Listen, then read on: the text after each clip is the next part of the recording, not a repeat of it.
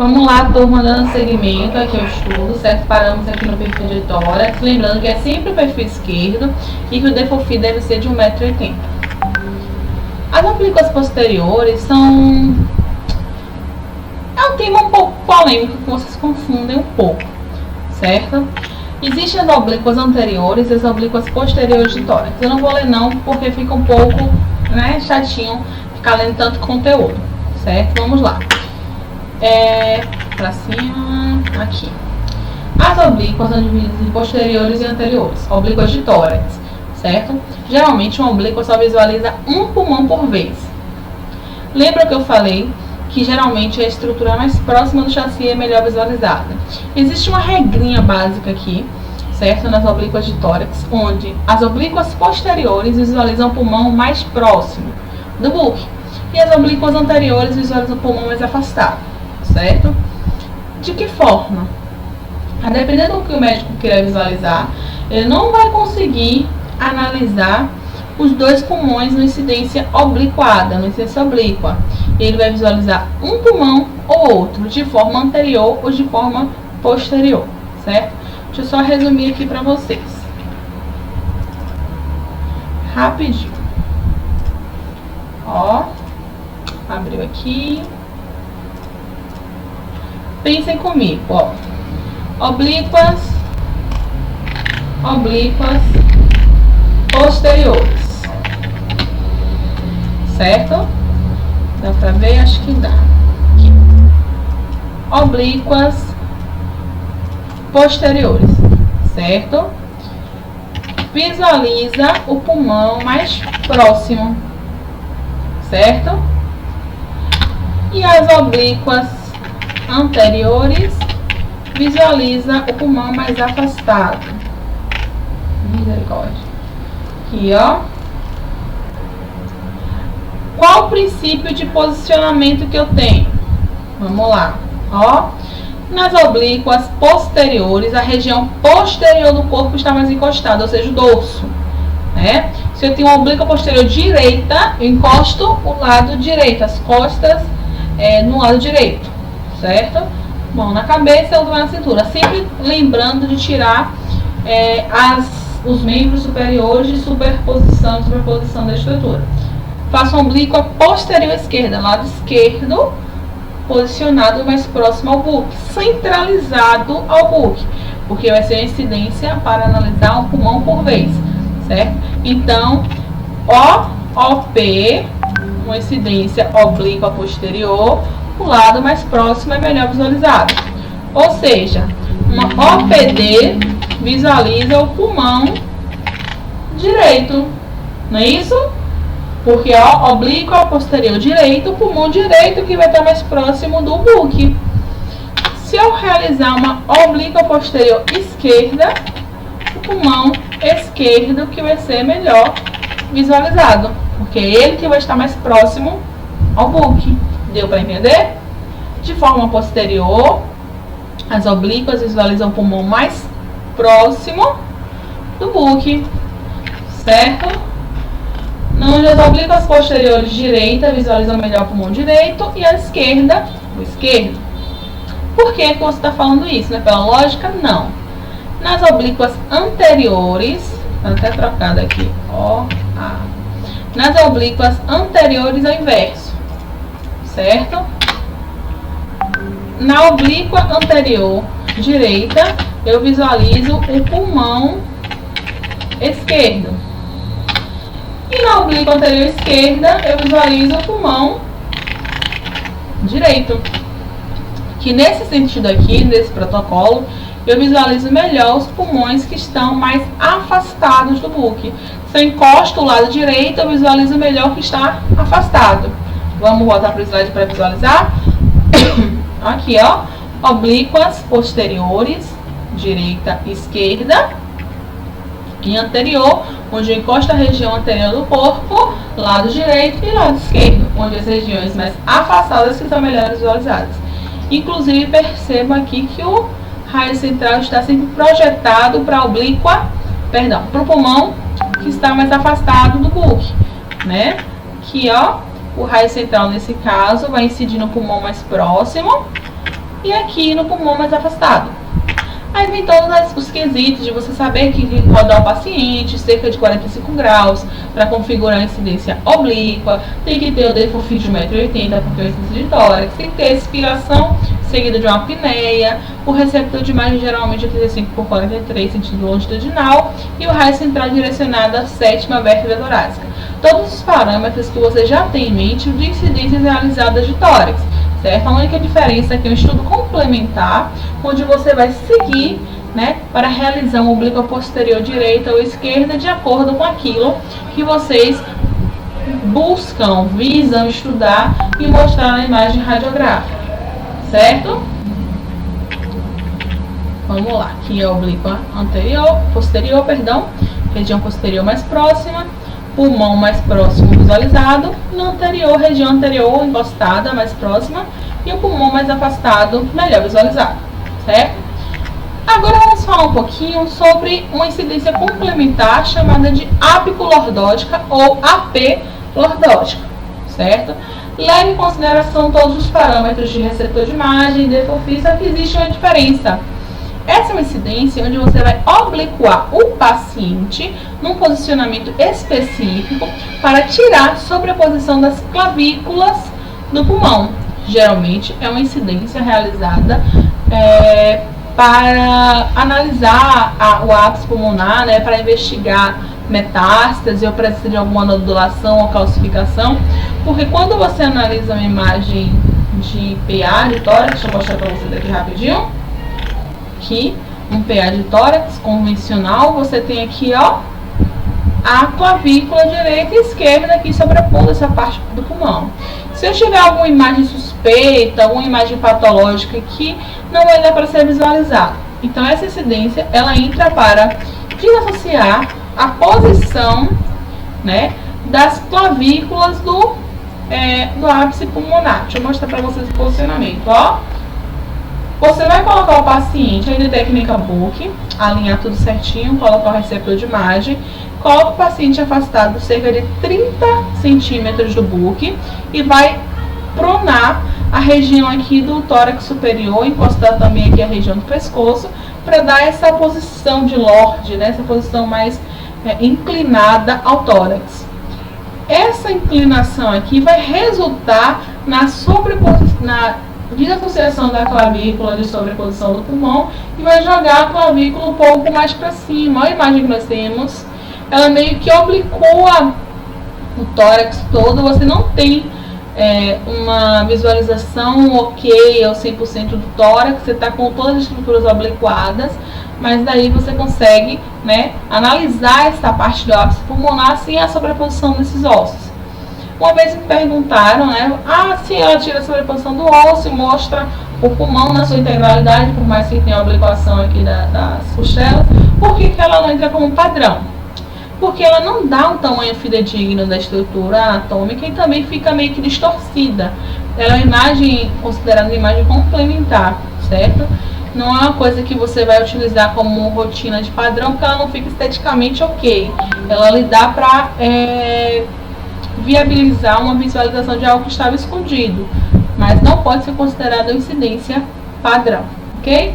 Aí tem aqui, essa incidência é realizada principalmente para descartar calcificações e massas sobre as clavículas, certo? Estruturas demonstradas devem ser incluídos completamente os campos pulmonares e as clavículas aparecem aqui mais em cima. Por ainda ser um exame de tórax, precisa ser realizado ao final da segunda expiração profunda e completa, seguida de uma apneia, bem como utilizar o defofídio 1,80 m e o raio central, como uma incidência anterior, vai estar entrando mais ou menos 9 centímetros abaixo da incisura jugular, né? Quase que no final do osso externo. Então, se perguntarem para que serve a incidência AP ou apicolordótica, é uma incidência que descarta ou afirma presença de calcificações e massas abaixo da clavícula, porque a obliquação do tórax do paciente, né, com raio central horizontal, joga essas estruturas um pouco mais acima na imagem final que é visualizada, ok?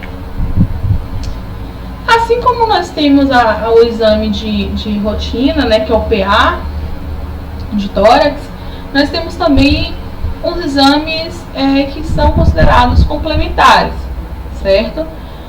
Como um exame que possa ser substituído numa situação específica que o paciente ele não consiga ficar de pé, ou o paciente que está internado no leito do UTI, um paciente cadeirante, um paciente pediátrico.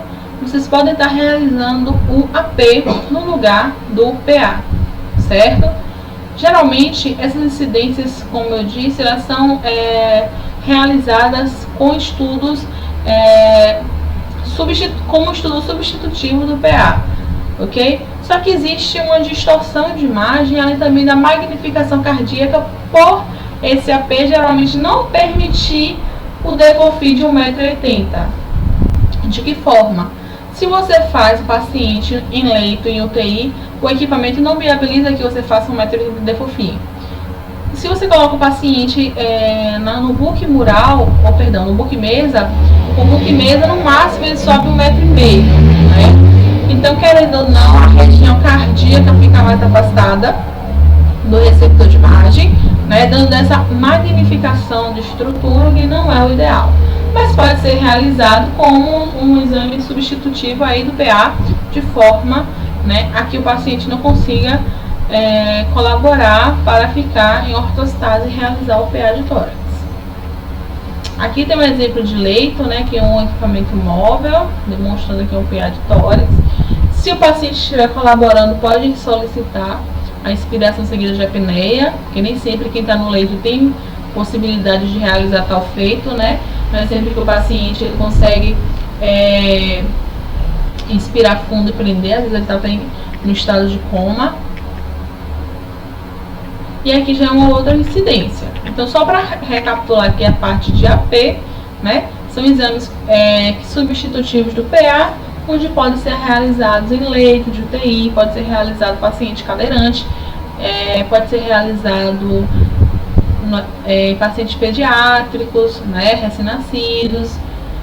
E geralmente são exames que você faz o uso de técnica livre, que difere também muito em qualidade de contraste de imagem. Porque quando você tem técnica livre, você tem presença, né, de radiação, não tem a filtragem da radiação secundária, e acaba que a imagem recebe aquela carga de fótons primário e secundário e fica mais distorcida. E por ser exame de esqueleto axial, o ideal é que se faça, né, com o protocolo de rotina no book, para que você tenha essa imagem mais limpa. O que não consegue ocorrer muitas vezes aqui nos exames de AP de tórax. Vamos lá. Existem duas patologias que podem ser visualizadas nos exames de tórax, só que elas precisam que seja feito um posicionamento diferente daquilo que consideramos normal, ou até mesmo o AP que você está com o paciente em decúbito dorsal ou em semidecúbito sentado, certo? As patologias de pneumotórax e derrame pleural têm características diferentes, uma por ter presença patológica de líquidos e outra de ar, certo? É sabido que a densidade do líquido é maior que a densidade do ar, então o líquido tende a assentar-se nas estruturas e o ar tende a ficar mais disperso, tanto que faz correlação aí com a questão de organização molecular dessas estruturas físicas, certo? E aí que entra os decúbitos laterais, certo? Decúbito lateral direito e decúbito lateral esquerdo. Quando que realizar cada decúbito desse? Vamos lá. Percebam aqui que o paciente está posicionado em frente ao book, certo? Eu preciso dessa técnica book para melhorar esse contraste de imagem. Mas pensando no que eu acabei de conceituar para vocês, acerca de que o líquido tende a ter uma densidade maior e a assentar-se na estrutura, onde o ar ele fica mais disperso, toda suspeita patológica indicando um pneumotórax, vai ser muito difícil o paciente ter um pneumotórax ou derrame pleural nos dois pulmões, né? Geralmente é um pulmão acometido por patologia por vez. Mas se esse paciente ele tiver uma sorte ou azar, né, ele pode ter nos dois lados. Aí vocês vão fazer os dois lados. Mas caso seja em um pulmão só, que é comumente que visualizamos aí na prática clínica, você vai pensar da seguinte forma: todo derrame pleural, o lado suspeito tem que estar voltado para baixo, ok? E todo pneumotórax, o lado suspeito tem que estar voltado para cima. Como assim? Decúbito lateral, o paciente está deitado de lado, certo? Ele deitado de lado, algum dos dois pulmões vai estar em contato com a maca, com o buque, nesse caso com a maca, que o buque vai estar sendo utilizado a estativa, certo? Então ele deitado na maca, com o pulmão direito em contato com a maca, ou seja, ele fazendo decúbito lateral direito, eu tenho a certeza que eu consigo visualizar possível derrame pleural no pulmão direito, porque o lado suspeito vai estar para baixo, e possível pneumotórax no pulmão esquerdo, certo? Tanto que a presença de líquido tende a deixar a estrutura um pouco mais densa, né, do que o ar, que é o pulmão, e visto que o diagnóstico dessa estrutura vai ser feita ali no pulmão, certo? Então, se eu, por exemplo, estou com suspeita de derrame pleural no pulmão direito e eu faço decúbito lateral esquerdo, esse líquido vai ficar muito próximo daquela área que tem sobreposição de estruturas. Lembra? Eu tenho coluna, eu tenho externo, eu tenho o próprio mediastino, coração. Então, será mais fácil para o médico analisar a presença de líquido se essa estrutura estiver pronada para o lado de interesse, para que ali o líquido ele consiga ficar mais destacado, certo? Ele não tem interferência de outras estruturas, ficando assim mais apagado naquela radiografia. Então, se a suspeita diagnóstica é de derrame pleural no pulmão direito, eu faço decúbito lateral direito, lado suspeito voltado para baixo. Se a suspeita é de de pneumotórax no lado direito, eu faço o inverso. Eu faço um decúbito lateral esquerdo, porque o ar precisa estar voltado para cima, para ter uma melhor visualização nesses decúbitos, né? Também chamados de método de Lauren. Então, se eu faço um estudo para derrame pleural, o lado suspeito deverá estar para baixo, certo? Se eu quero visualizar pequenas quantidades de ar, ou seja, pneumotórax, característico do pneumotórax, o lado suspeito deverá estar para cima. Se suspeita de pneumotórax é no pulmão direito, eu faço um decúbito lateral esquerdo. Se a suspeita é de derrame pleural no pulmão direito, eu faço um decúbito lateral direito. Tudo bem? Então, o decúbito lateral é um protocolo de exame que é geralmente utilizado para acusar ou descartar a presença de pneumotórax ou derrame pleural. Ok? O receptor de imagem foi o 35x43, também transversal, porque o paciente também vai estar transversal. Pensem sempre na posição do paciente, certo? Raio central perpendicular, direcionado, perpendicular não, que seria horizontal, direcionado à 7ª vértebra torácica, né? Se possível, se o paciente estiver colaborando, solicitar a inspiração completa seguida da apneia, que aí você melhora ali o seu contraste de imagem. Tudo bem? Vamos seguir um pouco. E tem os exames também de vias respiratórias, ok? Os exames de vias respiratórias são similares à radiografia de coluna cervical. Eu até já havia comentado com vocês, com algumas turmas que eu dou esse tipo de aula, de incidências, que os exames de vias respiratórias altas ele é idêntico à coluna cervical, diferindo apenas em alguns pontos, como no perfil, eu não preciso do defofim de 1,5 m, e na cervical eu preciso. E não tenho, ou no AP, são 3 pontos que geralmente eu falo.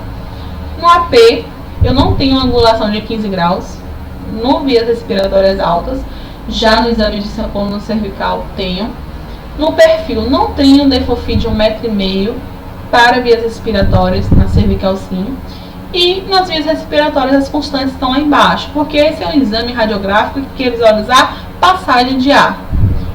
Partes moles, não quer visualizar osso. Então, quando você analisa a radiografia, né, você visualiza toda a passagem de ar bem nítida e o osso fica um pouco menos em destaque, porque não é a fonte de estudo aqui.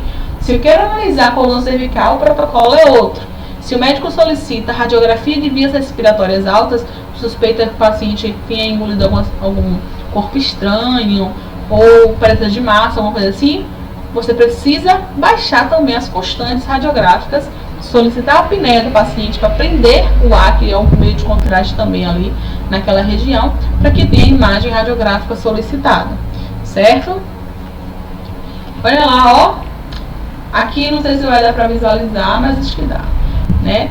Não sei se aqui é a passagem de ar, certo? Chegando aqui nas vias respiratórias baixas, o que eu consigo visualizar aqui de patologia?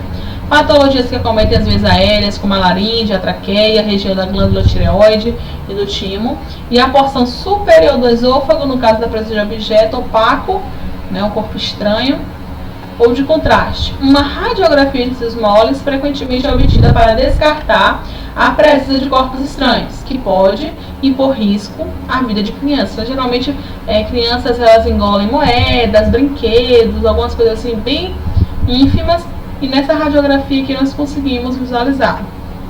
Voltando aqui rapidinho para pontuar, né? O raio central vem aqui a nível de C5, e o receptor de imagem ele é o 24/30 longitudinal, certo? Podendo ser dividido ou não, depende de outra estrutura. Se for criança, dá para dividir tranquilo. E eu vou parar um pouquinho aqui, né, nessas primeiras incidências, que as próximas são incidências mais específicas de partes que vocês também vão estar visualizando, como arcabouço, radiografia de costela anterior, né, radiografia de externo, perfil de externo, e no final aqui eu termino com o exame, uma radiografia de tórax toda descrita anatomicamente aqui, ó, o botão aórtico, a parte da carina, ó, a região ventricular e atrial do coração, a cúpula diafragmática, a presença aqui da bolha gástrica. Isso aqui vocês têm que ter em mente, certo? Que vocês vão utilizar por toda a vida, certo? E peço que vocês deem uma revisada aqui na região de radiografia de externo, tanto na oblíqua quanto no perfil, que aí eu faço uma pontuação com vocês para não postergar o vídeo um pouco mais. Faço uma pontuação com vocês na sala de aula, no grupo de sala de aula. Mas, no mais, é o que eu quero que vocês entendam, certo?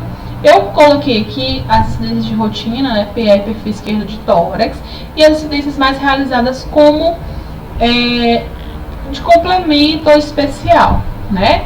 Que aí entram as oblíquas posteriores, as oblíquas anteriores, as vias respiratórias, ápico lordótico e o AP, certo? Se eu fosse colocar numa escala assim de solicitação, você teria um PA de tórax, que ele pode ser também realizado de forma solo. Não é que toda vez que eu for realizar um PA de tórax eu preciso fazer um perfil. O médico ele pode solicitar rotina de tórax ou só um PA de tórax, que é o mais realizado, sozinho. E em terceiro pedido, o primeiro pedido seria só um PA de tórax, segundo pedido rotina, terceiro pedido AP. Principalmente se você vai trabalhar num ambiente hospitalar, onde você precisa ter esse controle. Muitas vezes o paciente está fazendo uso de sonda, implantou marca-passo, algo do tipo, precisa fazer um acompanhamento. Vai ser realizado, vai ser solicitado de forma diária um AP de tórax, certo? Inclusive, retornando aí, precisamos fazer aulas no laboratório de enfermagem, né, mostrando posicionamento, manuseio, porque retira os eletrodos, como é que recoloca os eletrodos, né, para realizar exames de leito de UTI, ok? Também existem APs solicitados em UTI pediátrica. Um paciente lá nasceu antes do tempo, está ali internado, e diariamente é necessário fazer essa rotina, que é a rotina de UTI é um AP. É diferente. A rotina do tórax convencional é um AP com perfil esquerdo, e a rotina de UTI é um AP apenas. Dependendo do que o médico queira visualizar, se é uma sonda de alimentação, você precisa até descer um pouco mais o chassi para pegar mais a região do estômago, né, que é onde termina a sonda. Eles fazem a passagem de sonda e solicitam que o técnico em radiologia vá visualizar se aquela região ali, se a sonda realmente foi parar na estrutura correta que eles estão querendo visualizar, certo? Dei uma passadinha, vou passar algumas atividades de fixação para vocês, mas no mais, os exames de tórax mais solicitados dentro da prática clínica são esses, né, que vocês precisam ter ciência, lembrando sempre do DEFOFI de 1,80 m, da inspiração seguida de apneia, que são os pontos primordiais para um bom posicionamento e execução desse exame de rotina de tórax, certo? Vamos lá, vamos dar seguimento. Qualquer dúvida nós vamos esclarecendo ao longo da aula. Obrigadinho.